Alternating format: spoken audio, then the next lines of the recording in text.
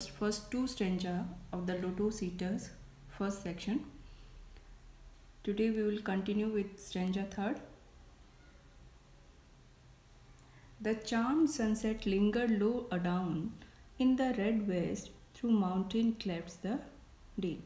In this new stanza, we get a little more detail about that setting sun. It's sinking down here, and there is a little difference. It seems to linger a little as if it was charmed. This new land is beautiful but also a little strange. तो यहाँ हम क्या देख रहे हैं? Charmed मतलब जो enchanted है, that is in the effect of magic. तो in this new stanza what we see that sunset is going down. Sunset जो है वो नीचे की ओर जा रहा है, but it is in the effect of magic. लेकिन ऐसे लग रहा है कि किसी मैजिक के इफेक्ट में है. This new land is very beautiful but there is little strange. यानी सनसेट भी जो हम नॉर्मल देखते हैं उससे बिल्कुल अलग यहाँ दिखाई दे रहा है. In the red west, in the western direction, sun is setting down. In the second half of line 20, through the mountain clefts the dale, Tennyson leaves the sun behind and starts off a new description. He mentions a valley that we can see through breaks in the mountains. Then the description breaks off at the end of the line. That technique, where a sentence carries across multiple lines, is called enjambment. तो second line जो है इसमें stanza third की, हम देखते हैं कि half line के बाद टेनिसन जो है उसने सन के बारे में बात करना छोड़ दिया और उसने एक नया डिस्क्रिप्शन शुरू कर दिया. दैट इज़ अबाउट वैली, जो कि घाटी के बारे में है.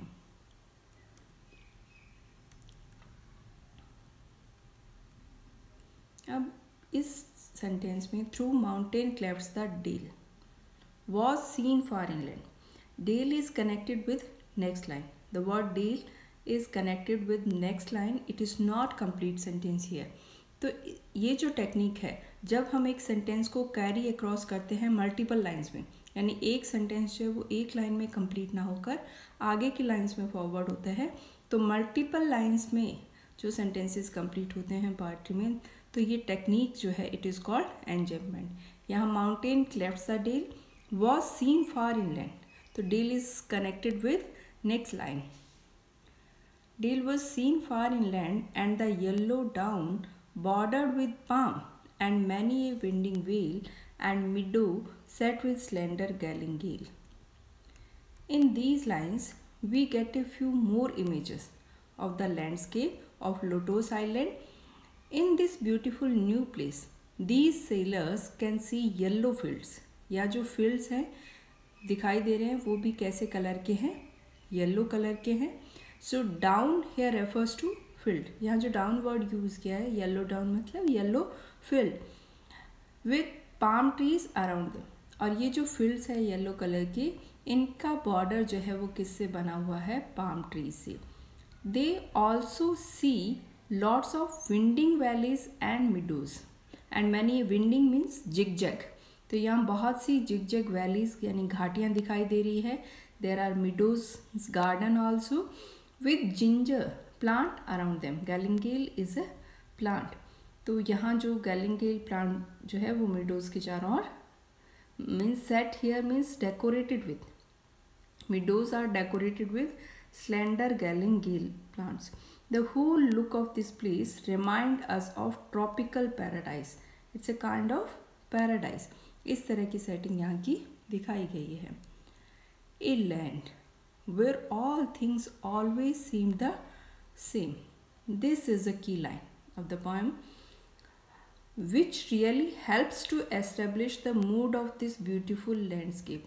ये की लाइन है. इस लाइन से इस लैंडस्केप का, इस जगह का जो मूड है वो हमें पता चल जाता है.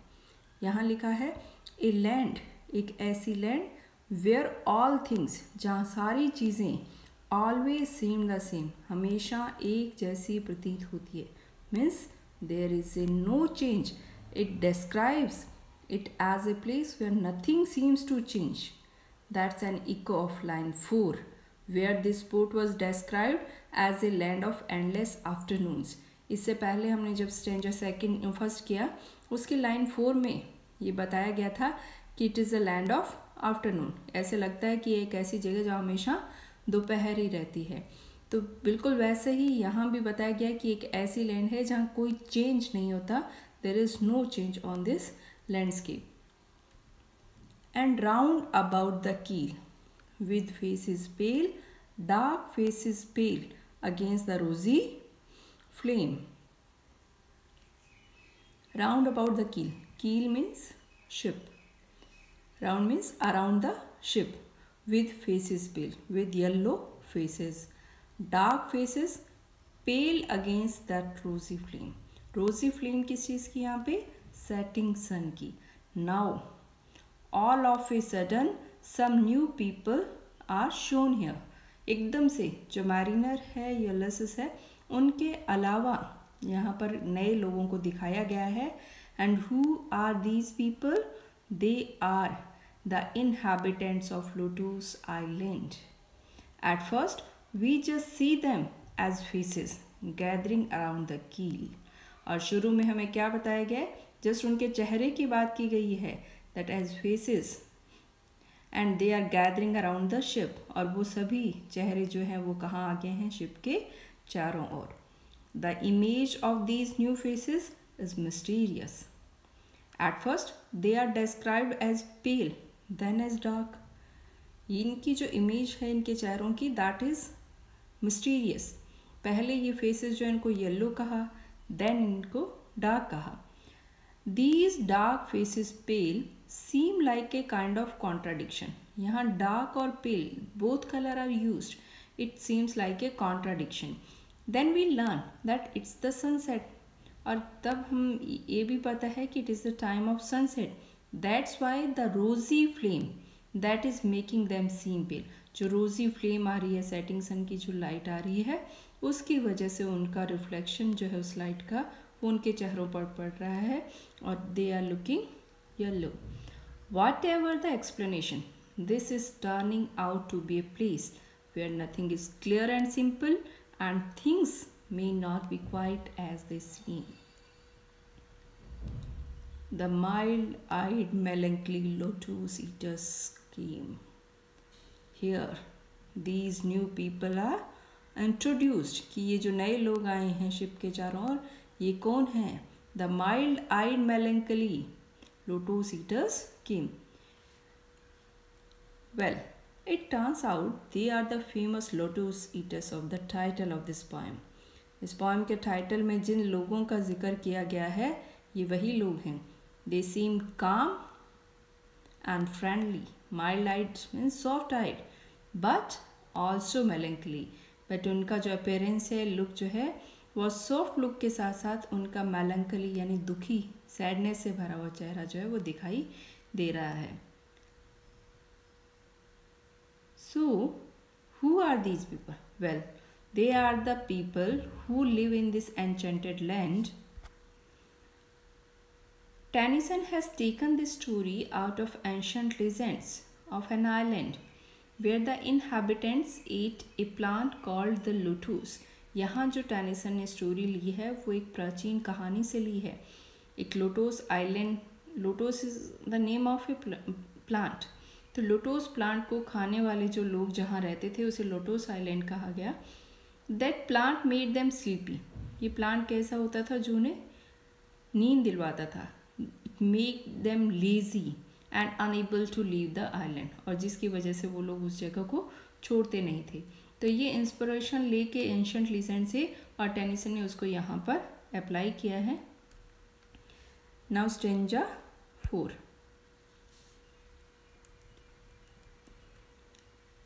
Branches they bore of that enchanted stem, laden with flower and fruit, whereof they gave. They here refers to lotus eaters. The lotus eaters come with their favorite food, the enchanted lotus. उनका favorite food क्या है? Magical lotus. They bore of that enchanted stem. Enchanted मतलब magical. वो जो magical stem है यानी magical plant है उसकी ब्रांचेस उन लोगों ने, लोटस आइलैंड के लोगों ने अपने हाथों में पकड़ रखी थी। And these branches were laden with, और ये ब्रांचेस जो है दे वर वेट डाउन, वो इतनी भरी हुई थी विद फ्लावर एंड फ्रूट। उस लोटस प्लांट के फ्लावर्स और फ्रूट्स जो है वो उन ब्रांचेस पर लगे हुए थे। And the natives give them to the sailors and whereof they give, और उन्होंने उन ब्रांचेस को या उन फ्रूट्स को, फ्लावर्स को दिया, किसको? टू ईच, हर किसी को, सेलर को। बट लेकिन जिस किसी भी सेलर ने, who so did receive of them, जिस किसी ने भी उनको ले लिया, किसे? लोटस आइलैंड के, लोटस प्लांट के जो फ्रूट है, जिस किसी ने भी उसे लिया एंड टेस्ट, और टेस्ट कर लिया, टू हिम, उसमें अब क्या चेंज आया उस व्यक्ति में जिसने लोटस प्लांट के फ्रूट को टेस्ट किया? To him the gushing of wave far far away did seem to moan and rave on alien shores and if his fellow speak. और उस व्यक्ति ने, जिसने उसे रिसीव किया और टेस्ट कर लिया, उसको वेव्स की जो गशिंग की यानी वेव्स के मूव करने की जो साउंड थी वो कैसे लग रही थी? It seems to moan and rave मतलब क्राई। तो so turns out that this fruit has an effect on how these sailors see the world. इस फ्रूट का इन सेलर्स पर क्या इफेक्ट हुआ कि उन्हें संसार कैसे दिखने लगा? It's almost like a हेलुसिनोजेनिक drug, जैसे कि कोई नशे की ड्रग हम लेते हैं या उसका जो इम्पैक्ट इंसान पर दिखाई देता है, बिल्कुल ऐसा ही इन पर हुआ। Suddenly the sound of waves is personified here. It starts to sound to them like a person who seems to mourn and grieve. एकदम से इन्हें क्या लगा, जैसे इन्होंने लोटस के फ्रूट को टेस्ट किया तो सी वेव्स जो है ऐसे लगी जैसे कि कोई व्यक्ति रो रहा है या मौन कर रहा है, वैसी साउंड, सी की जो साउंड है उनको ऐसे लगने लगी। So sea waves are personified here. They imagine the human voice of the waves crying and ranting on strange beaches. वो इमेजिन करने लगे, कल्पना करने लगे कि कैसे ये जो बीच की, स्ट्रेंज बीच या एलियन शो में स्ट्रेंज बीच, जिस नई जगह पर, एलियन प्लेस पर वो आ गए हैं, स्ट्रेंज प्लेस पर, वहाँ के किनारे पर जो वेव्स थी वो ऐसे लग रही थी उन्हें जैसे कि वो रो रही है, क्राई कर रही है। A taste of lotus has turned these poor people worlds upside down. ये जो टेस्ट मात्र करने से लोटस के इन लोगों का संसार पूरी तरह से चेंज हो गया। Not even the speech of A fellow seller sounds the same. इनको अपने साथी की आवाज़ भी पहले जैसी नहीं लग रही थी। What happen? And if his fellow speak, जिसने इस फ्रूट को टेस्ट कर लिया और उसके साथी की आवाज़, अगर उसका साथी स्पीक मतलब स्पोक, बोलता है, तो हिज वॉइस वॉज थिन, उसकी आवाज़ उसे ऐसे लगती है कि बिल्कुल थिन आवाज़ आ रही है, as voices from the grave, जैसे कि कोई कब्र से आवाज़ आती है, बिल्कुल वैसे ही। This is the example of simile here. Because of the effects of the lotus, the voices of other sailors sound thin and ghost-like. The enchanted plants make these people seem like they are both deep asleep and all awake. And deep asleep he seemed yet all awake. यानी इस plant का इन लोगों पर ऐसे असर हुआ, ऐसे लग रहा था इन्हें जैसे कि वो गहरी नींद में है, हालांकि वो पूरी तरह से ऑल अवेक मतलब जागे हुए थे। This is the, here we can see two figure of speech. First, as voices from the grave, there is a simile, and in the second line there is oxymoron, because here two opposite words, asleep and awake, are used together. Oxymoron literary term होती है जब हम दो opposite words को एक साथ use करते हैं। asleep and awake are used together. Now last line, and music in his ears his beating heart did make. With their changed perception, these sailors hear their own heartbeats as if they were music in their ears. इन पर इतना असर हुआ lotus fruit का कि इन लोगों को अपने खुद के दिल की आवाज़ ही ऐसे लग रही थी कि वो उनके कानों में एक म्यूज़िक बज रहा है. Now stanza 5. They set them down upon the yellow sand, between the sun and moon upon the shore. These sailors just sat on the sand of the beach. After eating lotus fruit, what happened? These sailors sat there. ये लोग sailors जो है वो वहाँ बीच पर बैठ जाते हैं. They sit down between the sun and moon. That's a reference to the sunset we heard so much about in previous stanza and the full-faced moon from line 7. A beautiful image was created here. These people sat up on the yellow sand. यहाँ की जो sand है, यहाँ का atmosphere है, उसके बारे में पहले ही बताया गया कि सब कुछ यहाँ yellow color का है. The color of lotus fruit is also yellow. These people sat upon the yellow sand between the sun and moon upon the shore. और ऊपर इन्होंने क्या देखा कि एक साइड में sun है और एक साइड में moon है इनकी, तो उन दोनों के बीच में ये बैठ जाते हैं. So it is the time of evening when sun is setting down and moon is appearing. And sweet it was to dream of fatherland, of child and wife and slave, but evermore most weary seemed the sea, weary the oar. While these sailors are sitting on the beach, they have happy dreams of their home and the children and wives and slaves they left behind. जब ये sellers यहाँ बीच पर बैठ जाते हैं तो इनको अच्छा लगता है क्या करना? टू सी ड्रीम्स, सपने देखना अपने होमलैंड के बारे में, मीन्स इथाका जो इस जगह से ये बिलोंग करते हैं उसके बारे में, अपने बच्चों के बारे में, वाइव्स के बारे में, अपने स्लेव्स के बारे में. Here the word dream is used. Image of sleeping and dreaming is used recurrently in the poem to intensify the feeling of laziness. But evermore, most weary seemed the sea. इन्हें क्या अच्छा लग रहा है? They want to see dreams about their near ones. But ever most weary seemed the sea. लेकिन सबसे ज़्यादा weary means tiresome, थकाने वाला इनको क्या लग रहा है? The sea, weary the oar, and weary the wandering fields of barren form. Even though they like thinking about home, everything about getting back, there just seems exhausting to these lotus eating sailors. क्या चीज़ इनको exhaust कर रही है? The idea of the sea makes them tired.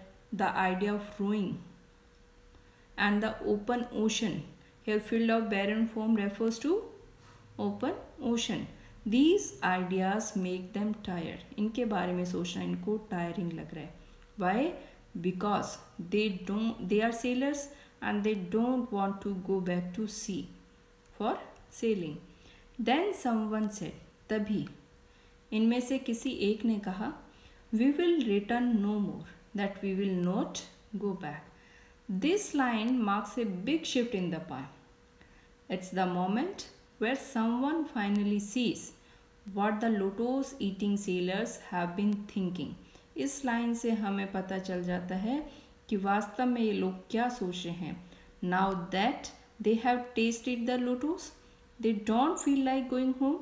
They are putting up decorations and setting in for the long haul. This is the idea that drives the rest of the poem, and it is at the heart of the myth of the lotus eaters. यही idea है जो पूरी poem में हमें देखने को आगे मिलेगा. तो उसकी स्टार्टिंग यहाँ से हो गई है. And all at once they sang, और एकदम से, they means these sailors, sang इन्होंने गाया, और island home is far beyond the wave, we will no longer roam. Roam means move. Now the sailors start singing together, joining their voices to let everyone know they plan to stop the roaming that brought them here in the first place. अब एक साथ मिलकर उन्होंने गाना शुरू कर दिया है और अपनी एक आवाज़ में वो अपने प्लान को बता रहे हैं कि उनका जो आइलैंड होम है that is away from views, वो यहाँ से बहुत दूर है और अब वो बिल्कुल भी रोम यानी मूवमेंट नहीं करेंगे. So these were the 5 stanzas of the first section of poem.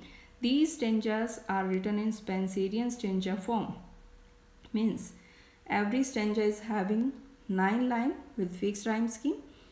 In the next part of the poem there is a choric song. यहाँ हमने देखा कि sailors जो है वो इकट्ठे हो गए हैं, एक जगह बैठ गए हैं, they are singing together. What they are singing is described in the next section of the poem that we will discuss in the next lecture. Okay, thank you.